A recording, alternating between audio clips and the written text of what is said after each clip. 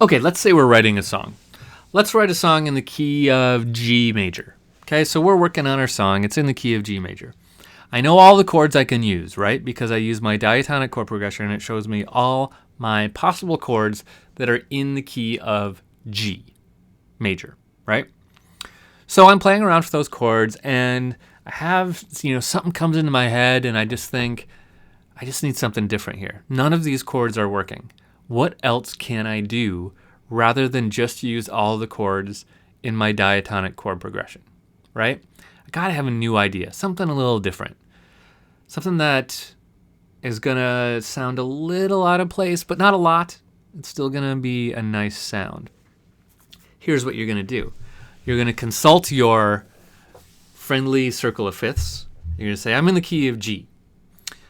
What are my closely related keys? They are C or D.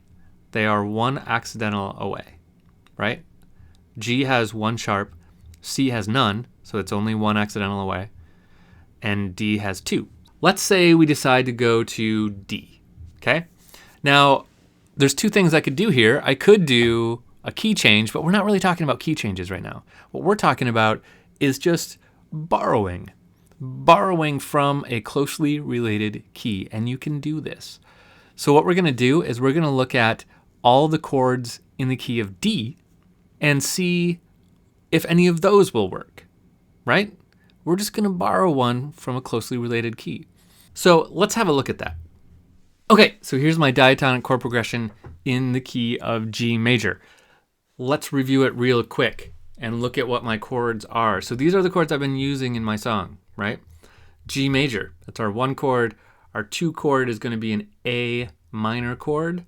And remember, I know this because I know that pattern of my diatonic chord progression. If you forgot that, review the previous class. It's super duper important. So the pattern is major, minor, minor, major, major, minor, diminished, major. So my third chord is going to be minor, and it's built on a B, so it's going to be a B minor chord. I have a C major, I have a D major, E minor, F sharp diminished, and then another G major. So I'm working with these chords, and they're sounding kind of cool, but nothing's really working. I need something a little out of the box for this thing I'm thinking about doing. So let's look at a closely related key. Let's try D. So what I'm going to do is I'm just going to write out my diatonic chord progression in D, and I'm going to do it dangerously without adding a key signature, just for fun. So remember, this one has two sharps, and if a key has two sharps, they must be F sharp and C sharp. So all my F sharps and C, all my Fs and Cs are going to be sharp. So E, G, B, no sharp there. F sharp, A, C sharp. G, B, D, no sharps. A, C sharp. E, B, D, F sharp.